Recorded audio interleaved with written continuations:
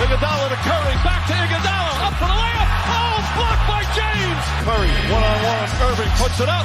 It's good. Kyrie Irving from downtown. The three, steps back, crossover, puts up a three. Rebound James. Second. It's over. It's over. Cleveland is a city of champions once again. The Cavaliers are NBA champions. Cleveland! This is for you! What's up, Cavs fans? Welcome back to another exciting edition of the Block the Shop the Stop. I'm Skylar Webker. He's Kevin Lynch. And we have a special guest today. Luka from RealCavsFans.com is back. He's going to review the season with us and how this team stacks up against last year's team, and really diving in deep into the analytics portion of this. So, Luka, thank you again for coming back and being a returning guest on this show. Appreciate it. I'm glad I did good enough the first time to come back a second time. Absolutely. You're one of our favorites because we love getting in the stats. We love getting nerdy about it. So you're the perfect candidate to follow in that trend. Appreciate it. Guys, before we get into kind of the comparisons of last year, some news has come up as the Cavs have been on this break due to the NBA Cup, that they had a quote-unquote rough and troubling film study session going into this season, or coming out of this break, I should say. What do you guys make of that? They said it was very eye-opening, hard for a lot of guys to watch, and it sounded like Kenny was really kind of pointing some fingers at maybe some guys not doing their job. I only have one thing to say, and then I'm going to let Luke answer. Like, it's only fair that they have to watch some of the performances from the last few weeks, because we've had to watch every one of them, and it wasn't always fun for us. But otherwise, Luka, you could take it away. Good. At this point, it's kind of like believe it and when you see it, because we've seen kind of this rhetoric happen slowly throughout the year. We've seen Kenny at certain times talk about rebounding. We've seen him talk about shot, kind of where they're getting some of their shots. We've seen him talk about different things. We've seen Donovan say, well, this needs to happen differently, or this needs to happen differently. And then this last few games, he's like, well, at some point it's got to change. So even Donovan's kind of gotten tired with how things have gone. So, they're all saying the right things, but it comes down to actually doing the right things. So hopefully this flips a switch, but until it does, I don't know what's going to take for them to get a kick in the rear, maybe fans booing them at home, or another few losses, but at some point, right? Yeah, I mean, Kevin and I have talked about it, how the definition of insanity is doing the same thing over and over again and expecting a different outcome. Hopefully, like you said, there's some actions behind this that show improvement. I mean, we saw when Jalen Tyson called out the team about, hey, we role players can't be the only ones bringing energy. The immediate next game was so fun to watch, so like Cavs rhythm, and then it just stopped after that one game. So hopefully this is something that's more than just a one-game stretch to fix. And I think one of the things that kind of jumped out to me was when Kenny had kind of talked about that, and sorry, Kevin, I don't mean to cut you off. He said it wasn't the young guys. Well, it's not the young guys, it's the veterans, and you're probably not saying that about Donovan Mitchell. I mean, he's had his moments, but you're probably not saying about him. Some of the other guys, like Sam, probably not saying about him. So it only leaves a few guys who he may have been talking about. Zadarius, DeAndre, Lonzo, Larry's been out of the lineup. Dean's not one you're going to be talking about playing harder, playing. So even that is kind of really cutting it close to basically saying you're not doing your job. Yeah, and Skylar, I was going to say, as great as that Spurs game, you remember it and everything, they played really good for one quarter. They were plus 25 in one quarter. They got beat the other three and won by, I think, 12 or so. So, like, it wasn't like a magical flip. They found some magic there for one quarter and played their best quarter of the year. And then, like you said, reverted right back to how things have gone, one step forward, two steps back the next couple games. So, yeah, I think that's a good segue to get into kind of the meat and potatoes of our discussion. And what is different between this team this year and last year's team? Obviously, completely magical run. Nobody expects to start the season 15-0. But just in the eye test, things aren't clicking right. And Luka, I'll pull up some of the stats and data that you have to back some of this, but eye test wise, it doesn't seem like things are falling quite the right way as they were last year. But in these stats, you share how the actual shot selection of this team is actually somewhat better than last year's team. Yeah, and I know we kind of talked about leading up to this that it may not seem like it, but in B-Ball Index, kind of great website if no one is familiar or subscribes to it. They have a lot of great data, sometimes too much data, but a lot of great stuff that they put out there. But just at a very high level, they kind of look at shot quality and shot making. This year, they're 7th in shot quality, which may shock some people because how they're getting their shots a little bit different. They're shooting less at the rim, more 3-pointers. So automatically it's, well, we're not getting the same type of shot quality. But if you look kind of at the bottom as far as some of their, how NBA.com categorizes shots, how close the defender is, very tight, open, wide open. They're actually getting on par or better in some cases, more open shots. So that shot quality metric where they are 7th this year, 5th last year, kind of makes sense when you look at it in that way. But one of the biggest differences, and it doesn't take a genius to figure it out, is they're not making shots. Last year they were near the top of the league as far as field goal percentage, 3-point percentage across the board. They are 5th in B-Ball Index's overall shot making metric.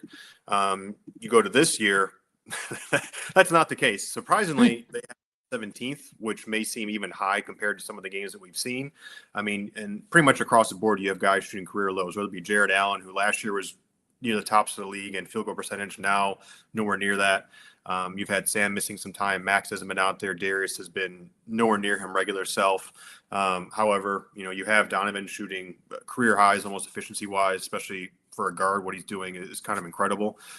So it makes sense from that aspect. But I think one of the biggest shockers is that they are getting open looks and they are getting good quality looks. They're just not making them. So it gets to the point of, is there going to be a bounce back to kind of where they were last year?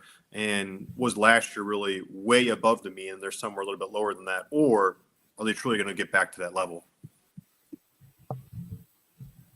Kevin, you look like you're dying to say something. No, I mean, it's funny because we were talking briefly before the show, and it feels like that's not the eye test, but I guess the eye test can be deceiving when they're just not missing shots. To me, it seems like it all starts with they're not breaking down the defense and putting pressure on the rim the same way they were last year. I mean, a lot of that can be explained by, as Luka said, Darius is not himself the little bit he's played and he's missed a lot of time. And they don't have Ty Jerome, who I think if there's anybody that's underestimated Ty's impact on this team last year, I think it shows like how this offense could continue to be efficient and continue to kind of hum when you didn't have Darius or Donovan in the game or for that game at all. It's almost in a way even more disheartening to know that they're having such good quality shots, or they're getting such quality shots. And then, shooting below average, getting that good of quality. And we have, I think, all but 4 guys are shooting below league average in three-pointers. The Cavs lead the league in 3-point attempts, but they're 22nd-ish in 3-point percentage. I guess, Luka, I would ask, other than playing better, hitting more shots, like we've speculated on, do you have to adjust the offense to kind of maybe de-emphasize the 3? Not that you're going to stop taking them. Everybody in the NBA takes them, but maybe, not take them at a league leading clip if you're going to shoot this way. Or do you just keep rolling the ball out there and hoping guys shoot better?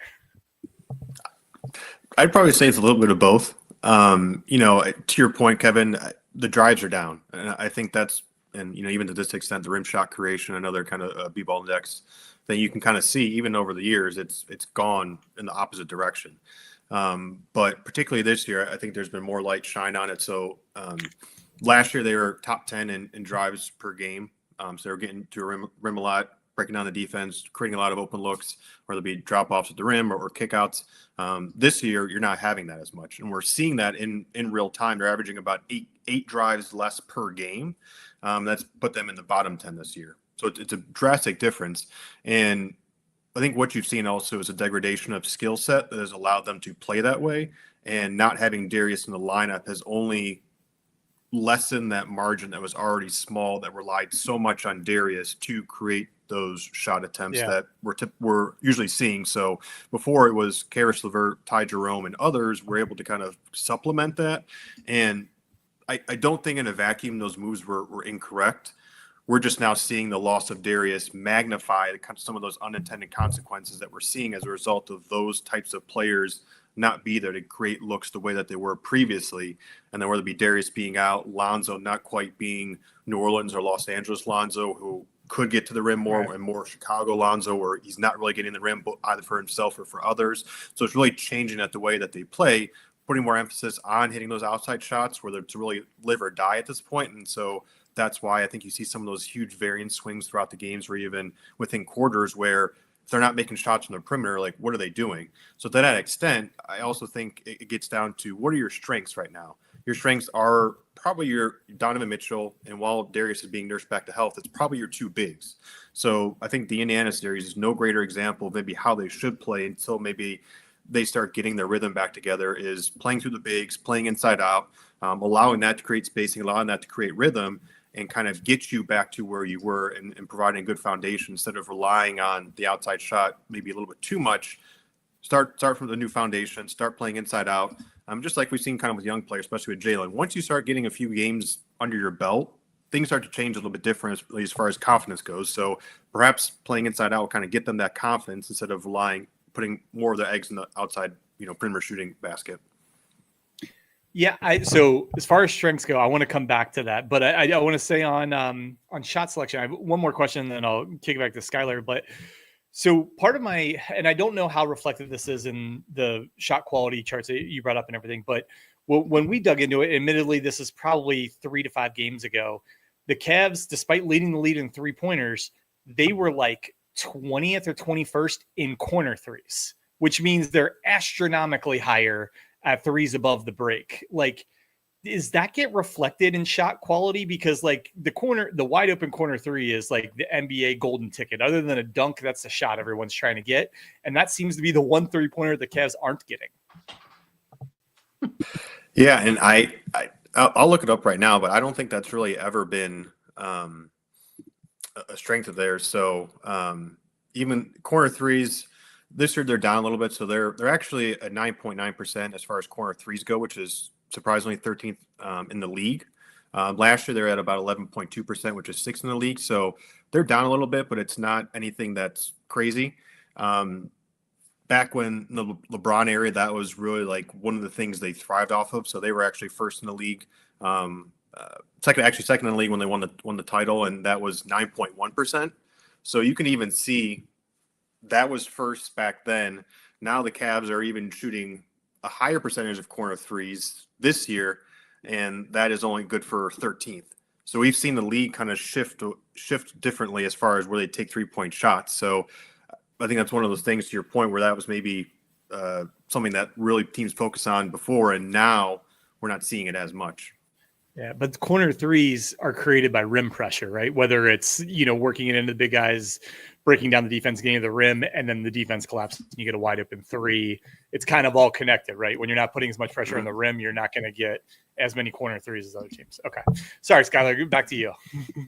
No, I'm loving this. One point that I want to get to is a little more around the personnel. You led into it, how Cavs were kind of really feeling guys not being able to make their own shot, or particularly get into the paint and drive to the paint. Specifically like a Karis LeVert, a Georges Niang, a Ty Jerome. I think that's stuff that's really, really hurting the Cavs, and the personnel, though their shot quality is up, I think the people taking the shots are not doing the Cavs any favors. I mean, I've seen way too many Lonzo wide open missed threes, and not enough trying to get to into the paint to either collapse the defense or get to the line. I understand he's probably hesitant about that stuff with a knee injury or experimental cartilage implant and whatever. But I think the Cavs are really missing a lot of that. Just my safety be damned. Get to the hoop. And before you answer about Lonzo, Luka, I just need to let you know, Skylar's best bet for the season was Lonzo for 6-man. I was so high. on that. I think we all had high expectations for Lonzo. Some of that would be tempered just by his injury and not knowing what we would see. I think there was hope that there's going to be a recovery period that maybe happened in Chicago and happened first half of the year that would take some time. And similar to the Cavs shot making, it's okay. Well, at what point is that going to turn around? And to that point, I thought it was really interesting. We tweeted out an article here earlier in the week, or maybe it was late last week, that ESPN put out, kind of inspired by Dean Oliver, who's kind of one of the grandfathers of analytics, doing a lot of work at ESPN that they really revamped some stuff lately. But moral of the story was it usually takes at least a year for a player to really see a bounce back from when they change teams. So what Lonzo's going through, not to say it's all going to get better and that it's all just based off of changing teams, but they've kind of statistically seen that players have a rougher time adjusting to a new team than those on their current team or what they would typically average in a stable environment. So perhaps there's some of that where there's some adjustment period going on for Lonzo coming back from injury, starting with a new team, being in and out of the lineup because they're trying to rest him, but also that some of that stability you would see in a rotation that Kenny kind of talked about in one of his press conferences where he's saying, last year we were really in the rhythm of same guys, same spots, same lineups, that they were kind of able to get to their spots, know where guys were going, and really just get that familiarity. This year we really haven't had that with all the injuries that they had. If guys in and out, I think they flashed a graphic on one of the more recent games of Cavs being, I think, top 5 and as far as new starting lineups go. So just all that you would typically not see last year, we're seeing this year, and perhaps having impact. So I think part of it too is Lonzo just really doesn't have the inside game to kind of have a foundational kind of bottom for his shot. So if he's not hitting the threes, there's not really anything else there. So I think that's really getting that big swing in just his overall shot efficiency, is that he's not getting inside, getting high efficient shots. So it's really going to be devolved to his perimeter game, which is not that good right now. No, you bring up a good point that we talked a lot about last year, but it just kind of awoken something in me that last year that it was the team. Like these were guys that had played together year in, year out. And then you kind of this year you don't have that. You have so many new faces on this team, or faces that you traded for mid-season, like DeAndre Hunter. The continuity piece is what we talked a lot about last year, and that's not here this year. Though some of the guys obviously have played together year in and year out, but just with all the injuries, haven't been able to get into that familiarity. And I think one of the biggest things that, at least for me, and I'm sure some others too, is that you can live with maybe some of the bad results. So some of the stuff is going to happen, with some of the new lineups and some of the new players and some of the injuries. I think people expect there to maybe be some rough waters. And we've kind of seen them talk about regular season not matter as much. But I think it's perhaps overcorrected a little bit too much. And I don't know if it's gone to their heads or kind of de-emphasized the regular season, but the process hasn't been there to justify the inadequate results. So, playing hard, attention to detail, some of the small things that you'd want to see out of a championship team, or see some of the things based off of how the last 2 seasons ended, haven't really been there. I think that's been the most frustrating part, more so the results. You can live with them if they're playing hard, just not making shots, doing the right thing, making the right moves. Okay. But I think some of those underlying things haven't been there consistently. And that's been the biggest frustration. You can live with results, but you can't live with inconsistent habits. Yeah, so that kind of leads me into what I wanted to circle back to as far as strengths of the team. And I completely agree with you, playing a little bit more inside outs, especially hopefully Jared will be back very, very soon as Friday night. The other strength of the team, I think Kenny's finally started leaning into a little bit, but in my opinion, could lean into even more, is frankly just play some of the guys that bring the energy and bring the, on ball pressure defense that, some of the vets, the energy that he said the vets aren't bringing. Why not just play some of the younger guys a little bit more? One, they're playing better. Two, the old adage, like nothing motivates somebody to play better, like sitting on the bench. And specifically, I mean, you can guess the guys I'm talking about. Obviously, Jalen Tyson, he's already earned that right and is now like a stalwart in the rotation, if not the starting lineup. I think he'll be in the closing lineup even when everyone's healthy. But I mean, Naquan Tomlin just had the best rebounding rate for a single game that I could find back in the last 3 years at least. He had 12 rebounds in under 16 minutes the other night. Craig Porter Jr. has shown really, really good flashes, and he's been pretty, you can say a little bit inconsistent, but I think he has earned the right for more minutes. I really like what I've seen out of Tyrese Proctor. Like, why not, with the exception of Tyson, who's already gotten it, why not give each of these guys 5 to 10 more minutes a game and play some of these guys that, Lonzo and some others that we know are struggling a little bit less, and then just see how that works. I mean, again, we're fighting the definition of insanity here. I mean, Lonzo may have that six-man ticket with Skylar, so that may be part of it. But yes, so 100% agree, and I think we started to see some of that with Naquan taking over some of Larry's minutes, even when Larry was healthy. Now his injury kind of paved the way for more Naquan minutes, and we started to see that. So I think Kenny was starting to lean more into that. The difficulty with that is on the fringes, on the kind of edges of the rotation, I think it's a little bit easier to do. Once you start talking about DeAndre, Darius, I mean, even Jarrett, some of the fourth quarter minutes, those were going away. But I think some of the top end guys, it gets a little bit more difficult because in the end, the Cavs are not going to win a championship because Naquan Tomlin and Craig Porter Jr. are coming off the bench. They're going to win a championship because DeAndre Hunter, Evan Mobley, Darius Garland, they're living up to their potential and what they're paying them to do. So how much do you sit them to get their attention versus how much do you keep playing them and hoping that they get that rhythm, start bouncing back to where they were? So I think it's a balance. Easier to do with some of the bench guys that are, on the fringe that you're not really going to rock the boat as much. With some of those other guys, how do you handle that? But that's what Kenny is paid to do. That's what we're hoping will pay off maybe in this break, but as they get healthier. And I wouldn't be suggesting this if this was game 3 of the Eastern Conference Finals, right? Like this is game 26 of the regular season, when the first 25 games have overall been disappointing, and you're fighting health of the team, you're fighting production of the team.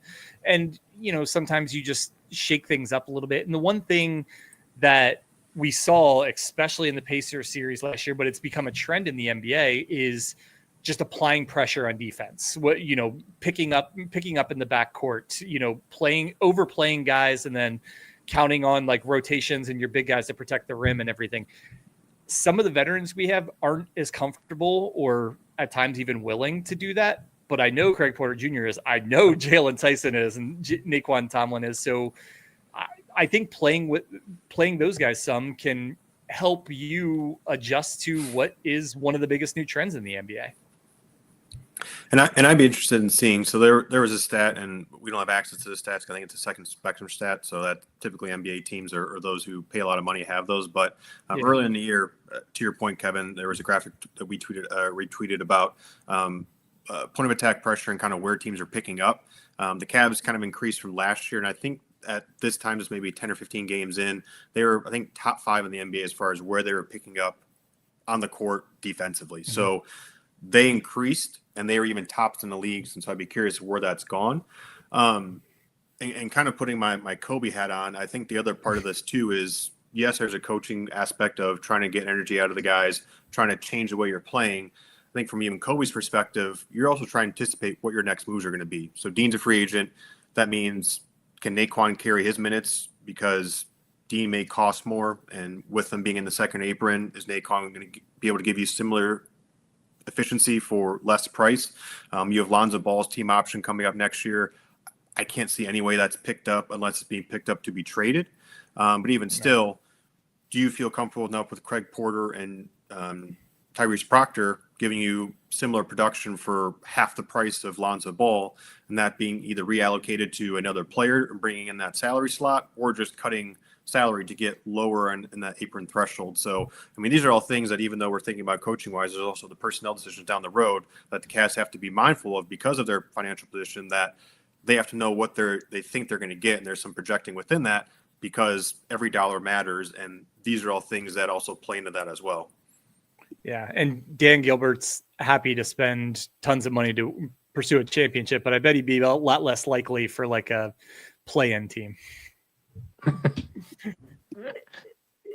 Yeah, I mean, it goes back to you mentioned it, Luka, that you can live with the results if the energy and effort and consistency is there. And I think that's maybe why us fans are gravitating towards those young guys, because they are putting in clearly the energy and just tenaciousness on the court, where we can live with their mistakes. I mean, the beginning of the season, Jalen Tyson and Naquan Tomlin were averaging 5 fouls a game. So I think it goes back to the just energy and effort levels. And if we can get that out of our vets, and I've been on this train that kind of just isn't the personality types of a lot of the guys on the team.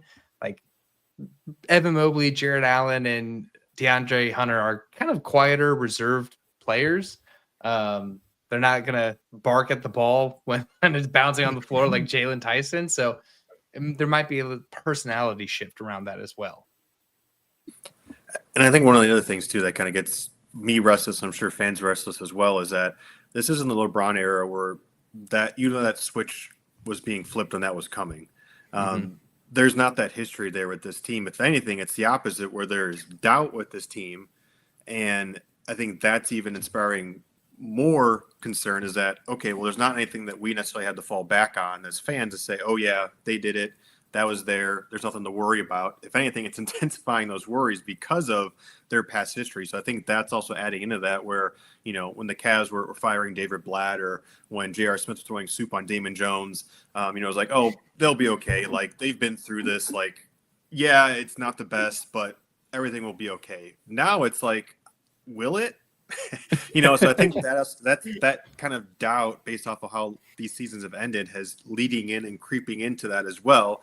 And, you know, I think kind of what Donovan was saying, I think there's some of that undertone as well, where I think earlier in the season he was kind of speaking it, hoping it would be spoken into existence and that they would kind of follow along with his words. And now I think he's gotten to the point where, like, I can't say it anymore, because to your guys' point, I'm gonna look insane. So we just have to do it. Yeah. And I don't know if anybody could say one singular bad thing about Donovan Mitchell this season. He's been better than advertised, worth every single draft pick and then some, but he can't do it alone. Nah, and Kenny said in a recent interview that, you know, it might have been the Warriors game on Saturday night, that we didn't give him any help. We left him alone, and we've done that too many times. And not only is it not a good way to win, but it's also just putting lots of miles on Donovan early in the season. So I think that kind of leads me into my question. Well, I don't think injuries are a contributor. It's certainly not the sole reason. And it'd be an easy way to wash away this team's struggles, is saying they lost. We were talking about some of the numbers, like when it comes to WAR, they're actually bottom half of the league in WAR missed, meaning like players add up the WAR of the guys who've been missing games. In salary, I think it was either they're either seventh or ninth. So other than Darius Garland, who's obviously he's an all-star and we need him to get right and everything, but 3 guys specifically have missed a lot of time. I'm curious who you think they're missing the most, Luka, between Jared Allen, Sam Merrill, and Max Strus, because I think the knee jerk is Jared Allen, but my personal opinion is it might be Sam, just because of the insane struggles of 3-point shooting and the struggles with some of the perimeter defense, where those are the 2 main areas that Sam contributes. I don't think you're wrong. First glance at that was probably Sam and Max, for a couple reasons. One, I think we kind of talked about just their energy and intensity. I think them playing hard and playing with the focus is never never something you have to be concerned about with either. Two, shot making is really one of the biggest struggles that we've seen this year. They have that in spades. Now they kind of come and go sometimes in some of their hot stretches, but overall they're pretty consistent in that metric. Defense, even though they're not known for their defense, we've seen Sam really improve his perimeter defense last year, and even Max. Again, there's some limitations, especially we see in the playoffs when it comes to size and length, but overall they're reliable defenders.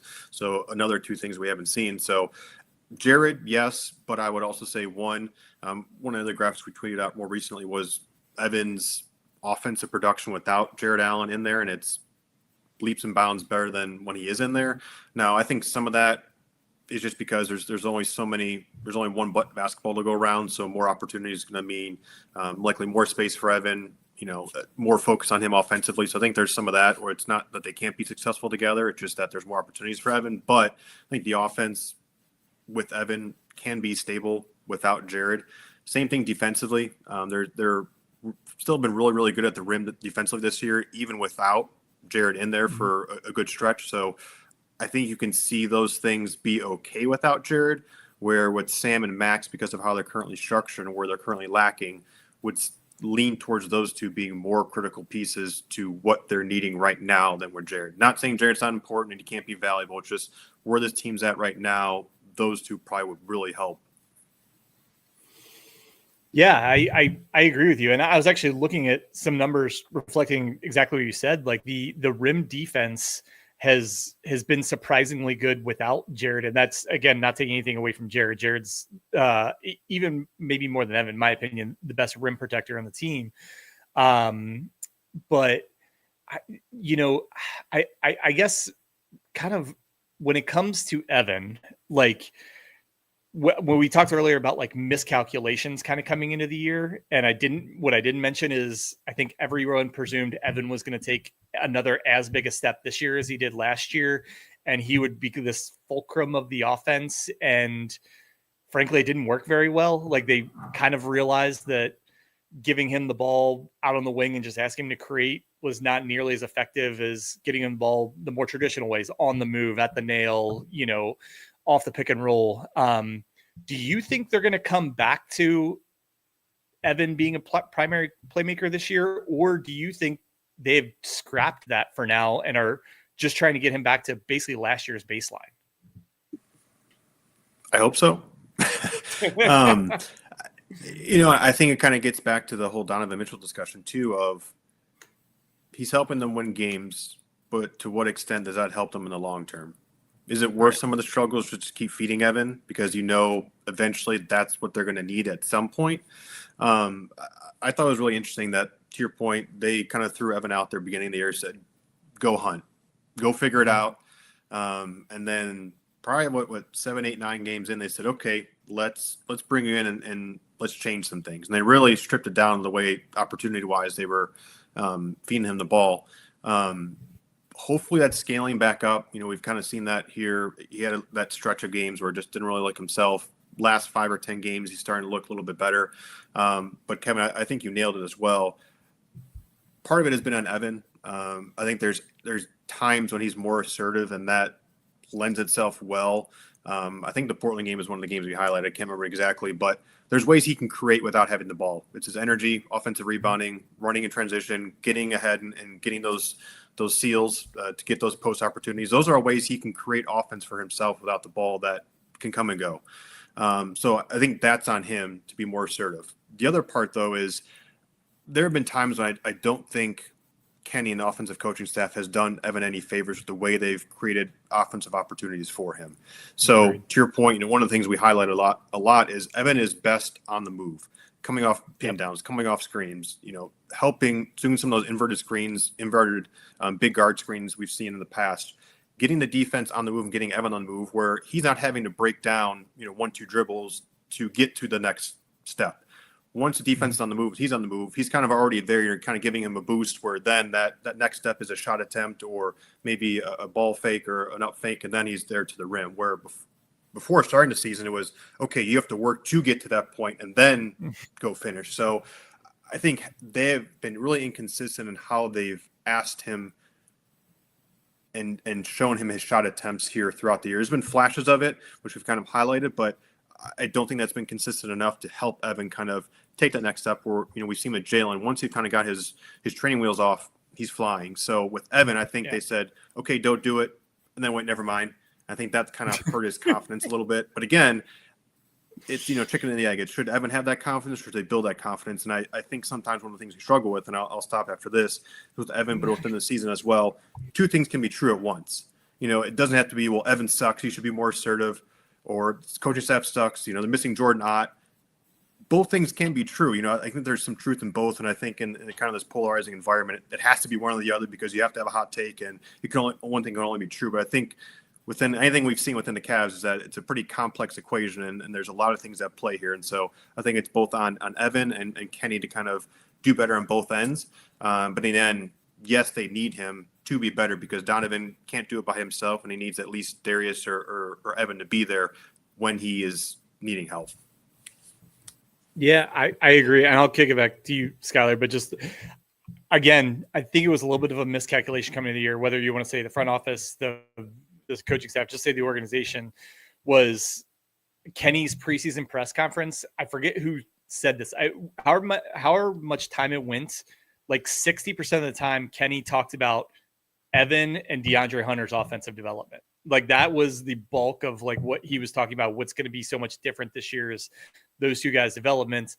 And it seems like 25 games of the year, they've kind of scrapped that and are going back to the drawing board as far as making those guys primary playmakers on this team. But sorry, go ahead, Skylar.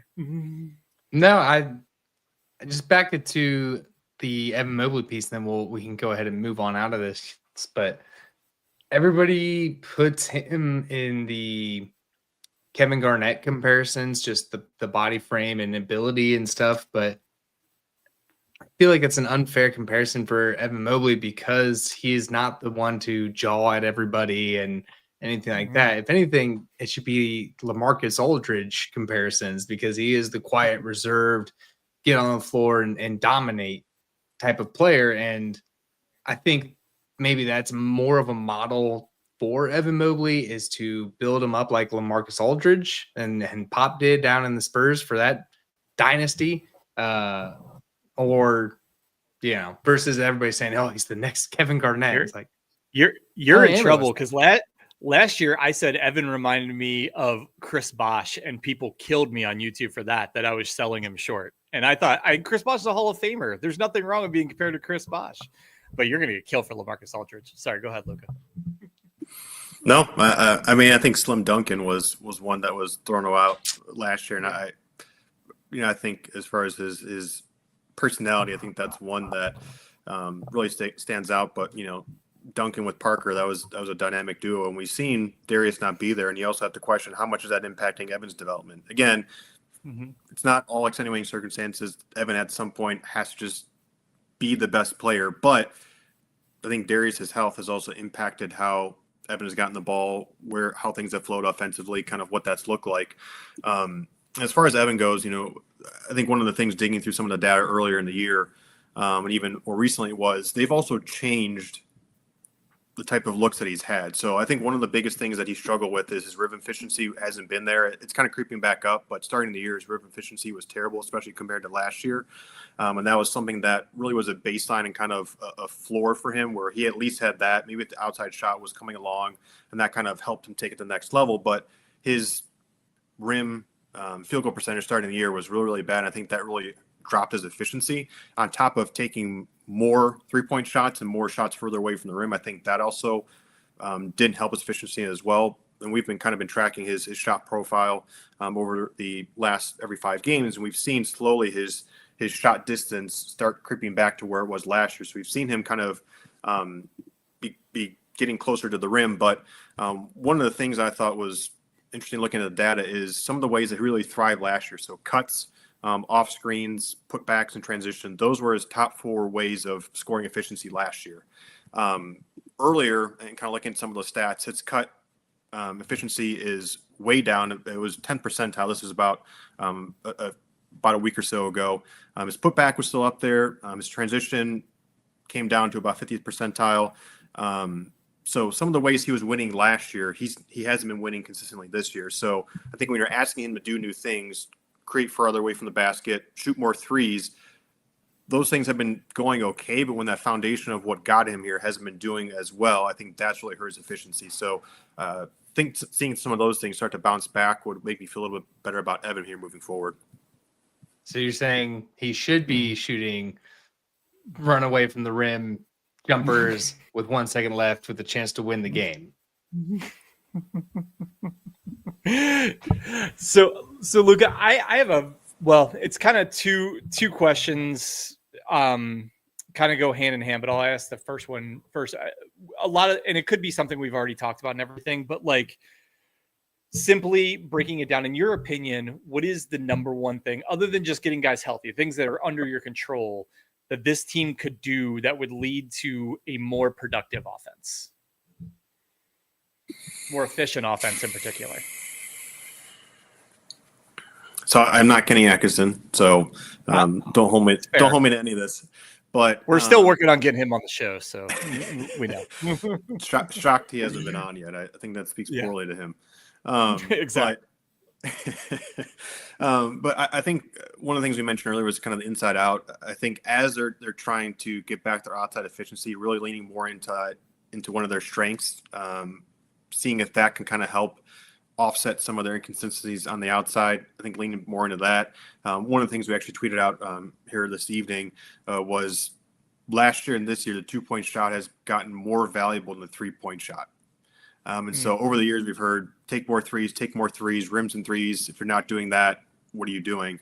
And this year and last year, the 2-point shot has actually been worth more. So I think that even speaks more to that point. It's not saying don't take threes. Threes are valuable, but maybe, again, the overcorrection has gone the other way. And so I think getting more into the inside game, playing more through Jared and Evan, especially from the drives aspect as well. So if you're not going to have all the talent to kind of replicate some of the ways you're getting looks last year with Ty and Karras and others, start inside. That's a way to create looks, create advantages. We've seen the big passing. Where has that been? That really hasn't been there. Obviously, Jared's been on the court, so that plays into it. But the bigs are good passers.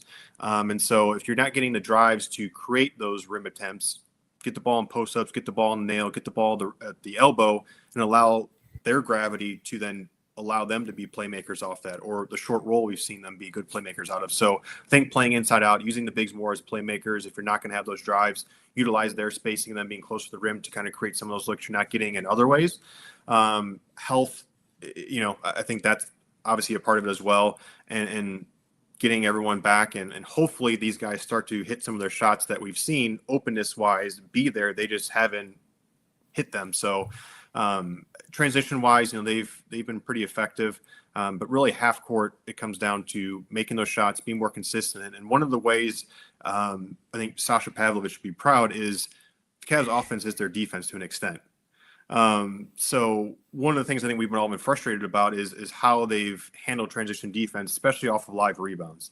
So their live rebound transition defense, I'll pull it up here real quick, has not been good. So they're currently 20th in points per play off of live rebounds. So what happens when you're missing shots at a historic, I shouldn't say historic rate, but not nearly where they're hitting shots last year? There's going to be more opportunities for live rebounds, especially longer rebounds with increased three-pointer attempts as well. So not to say that the Cavs offense is their defense, but the way that they're playing offense is kind of bleeding into their defense. And so if they can be more productive, be more consistent with how they're getting looks and hopefully making those looks, I think it'll not only improve their offense, give them a larger margin for error, but also hopefully improve the way some teams are beating them defensively right now. Yeah, no, it's a great point because that's what happens in sports. People find like an inefficiency such as like the 3-point shot, shooting a large volume of them eventually is going to work out better for you than 2-pointers, right? Until you go overboard and you're shooting so many with not the best 3-point shooters in the world that the 2-point shot actually becomes more valuable, right? I always think of like the 2-for-1 at the end of the court. 2-for-1's a great idea until both shots are like 35 feet from the basket with a not good 3-point shooter. My other question is something similar in what we've talked to you about when we had you on last year. Obviously, this team is very hampered by the second apron, and there's only so much they can do if they stay in the second apron. There's more they can do if they really want to try and get off a bunch of salary to get under the second apron. Are there any moves realistic moves that you think the Cavs can make that would be valuable? And I'll tell you the one that I've been harping on that I realize works, and I think potentially you could get done with both teams, is trading a Max Strus for a Dennis Schroeder, because this team so desperately needs more ball handling and playmaking. And as much as I like Max and I couldn't wait for him to be back, it's the loss of having like a high level backup point guard like Ty Jerome last year just tells me, and I'm such a believer in Schroeder because I watch so much international basketball, and maybe I should watch it more in the NBA and I wouldn't be as enthusiastic about this trade. But that's like one that I know does work, because of salaries, but maybe there's something I'm missing that you think they could be able to do. So don't think you're off base there.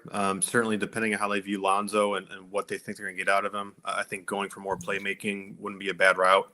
I'll say a few things off the top as far as the second apron, because I know there's some mischaracterizations about what they can and can't do. Kind of set the scene.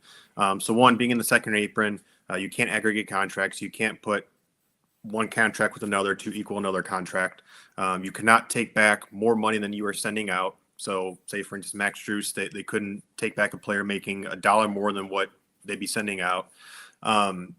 They can do a few different things. So one, any number of players that would fit under a Max Strus contract they can do. So it doesn't have to be one for one. I know there's been maybe some mischaracterization out there, but if they wanted to trade Max Strus for Schroeder and minimum salary, I don't think that would work, but just go with me. They could do that. Yeah. So as long as it doesn't go above what max they're sending out in one player, they can do that. Similarly, they can do a simultaneous trade to kind of make it appear as one. So if they want to trade Dean Wade for, say, Keon Ellis and Max Strus for Dennis Schroeder, they can do that. Even though they're kind of combining players, really not, because it'd be process of simultaneous trades. It really is one big trade. And additionally, they can aggregate contracts so long as the deal ends in them being under the second apron. So they're, I think, about $20 million over right now. So they would need to clear $20 million worth of room by the end of the deal in order to aggregate salary. So they can do stuff. It's just a little bit harder to do stuff. And so, I think to your point, playmaking, that's certainly one topic that gets brought up, that depending on how the health goes, depending on how kind of Lonzo continues to bounce back, I can see them targeting that. I think the third big has been kind of that elusive boogeyman ever since Kevin Love left. We've seen Dean Wade try to fill that. He has injuries and shooting inconsistencies that kind of gotten the best of him. So, I think that could be one way that maybe they start to look at things. But to your point about Max, I think it brings up an interesting question as far as kind of what will they do. So one, I'd look at Dean and Lonzo just being potential free agents at the end of the year. So depending on what they want to do, especially in the second apron, you don't want to lose those salary slots. If Dan is willing to pay that, that's not salary you can add back on a later date. So if they want to retain those salary slots and that spending power and kind of kick the can down the road, look at Dean, especially if you're getting similar production from Naquan, is being moved for something lesser. You've already seen him being in trade talks over the summer. And Lonzo, if they're not going to renew that contract, what can they do to kind of extend that asset out further? So I think those are two names you look at because of their contract situation. If you want to get a little bit more aggressive, I think Max and DeAndre are the two that are next. So they are both free agents, not this offseason, but next offseason. Cavs probably can't extend both of them because of the likelihood they'll be asking for. So you start to see, okay, they have Jalen producing well. They have Sam on a manageable contract producing well. They have Donovan at the 2. You have Naquan coming up. That's a lot of minutes for the 2-3 position. So do you use one of them, knowing you maybe want to extend them to kind of fill another need? So playmaking is one. The third big, I think, is also another. If PJ Washington was eligible to be traded, unfortunately, with his contract extension over the summer, he can't until next summer. I'd be all on the PJ Washington propaganda train because I think he'd be a perfect third big for this team based off of he could fit with both bigs. So I think someone in that mold, if Milwaukee starts to tear it down, does Bobby Portis become available? Max Strus fits in that contract slot. I think Obi Toppin was someone that people were really attracted to previous years. Now with the foot surgery, maybe not as attractive. Miles Bridges is someone that people have talked about. His salary is a little bit higher and harder to trade, and so because the Cavs are in a second apron, they really can't take back that contract unless you're dealing with a Darius Donovan or someone else. So that's where it gets a little bit harder. But I think if not playmaking, then probably that third big slot. And the last thing I'll say though is I think it depends on how Kenny views the starting lineup. So was all on board with DeAndre starting and still think it's a bad idea, but I think Jalen has forced a conversation where he has to be in the rotation. And so if you start DeAndre in the starting rotation, that really puts a strain on those 2-3 minutes because Max, Sam, Jalen, they really can't scale down to the 1. They really can't scale up to the 4. So it really puts a pinch in because Donovan plays a lot of 2, puts a pinch on minutes. Yeah. So if Kenny keeps Jalen in the starting lineup, I think that really helps distribute the minutes better. And DeAndre then slots into the 4, and you see a lot of his minutes at the 4, and then Jared and Evan kind of share the 5. So I think if that lineup makes a lot more sense structurally with where they're at, and then it puts kind of a more of an emphasis on the 1. But if they really want to continue starting DeAndre at the 3, then it frees up Max potentially for a third big to kind of really play bigger. So I think how they come back really depends a lot of it, but I think playmaking and big is 2 areas that you probably can look at. See, I don't disagree with you at all, but I think Kenny Atkinson does, because how often does he like to go only 1 big? So I honestly, so would the third big be as valuable as a playmaking guard, especially either a combo point guard or combo guard who, they're not going to win a championship with Dennis Schroeder or an equivalent if Darius Garland's not healthy or something, but they could win a lot of regular season games and allow Darius to kind of continue to rehab and nurse that toe where maybe they wouldn't be quite as reliant on them right now. So that's kind of why I was leaning towards a playmaking point guard or combo guard, such as Dennis Schroeder is just the one player I like, and I know that they could make that move. There may be other guys out there that fit the bill even better, but yeah, I think Kenny might disagree with you on the third big. Sorry, Skylar. Well, for that, I think we can go ahead and start getting up out of here. We like to close our Wednesday shows with Dads Talking Cavs. We're just dads talking Cavs. As the he explains, this is our parenting win, free parenting advice, parenting fails, whatever it is. I can kick it off in the holiday spirit. I've been using Santa as a threat a lot. It's the I'm gonna call this guy up. I'm gonna call him up if you don't, pick up, listen, whatever it is. So I never thought I'd be that person. My parents were never that person, but if it works, use it to your advantage, because I'll tell you what, it works pretty wonders for my 3-year-old. He's like, as soon as Santa gets involved, that's when the listening starts happening real well. No, that's good. I wish I had a funnier one. It's a little bit funny with Luka on tonight, but my daughter, unfortunately, I'm traveling for work. I'm actually in a hotel in Atlanta right now, and my daughter's Christmas concert through school was tonight, and I feel terrible about missing it. And when I told her, I told her yesterday I wasn't gonna be able to come. She said, "It's okay. I'll do the whole performance for you right now," and sat me down and made me watch a half hour of her singing a cappella to Christmas music, which was great. And so anyway, but part of my advice is I'm traveling for work and I work in the medical field. I'm going to help on a surgery tomorrow to hopefully kill someone's tumor in their kidney. And so I'm providing my family, but I feel so guilty that I'm not there for my daughter, even when I'm not doing anything. So I think my advice for parents, moms or dads, when you're doing things for your family, which work and providing is with them, don't feel guilty just because you can't be in 2 places at once. And to wrap up the story with something funny, I did talk to my daughter right before we came on tonight, and she told me about her best friend who was too nervous to go on stage, but it was okay because it gave her a bigger room to dance and show off during the thing. So she got to take up 2 full kids spots during the concert. So she was thrilled. Bright sides, man. So don't have a little one, just have a dog. So don't have as much anecdotal experience that either of you 2 great men have. Only thing I would say is having a dog, it's never too late or too much to get back to the basics, which is also similar to the Cavs. So as they get older, as they start getting the bad habits, keep on the sit down, stay, place. Make sure you're going through the proper motions as you're going on your walks, because as soon as you start letting them stray a little bit, maybe they start to get a little bit out of hand, start to develop some bad habits. So similar to the Cavs, and hopefully as we've seen over this mini break, is that hopefully they're getting back to the basics and don't be too proud to do the things that got you here and got you to being a good boy or a good team.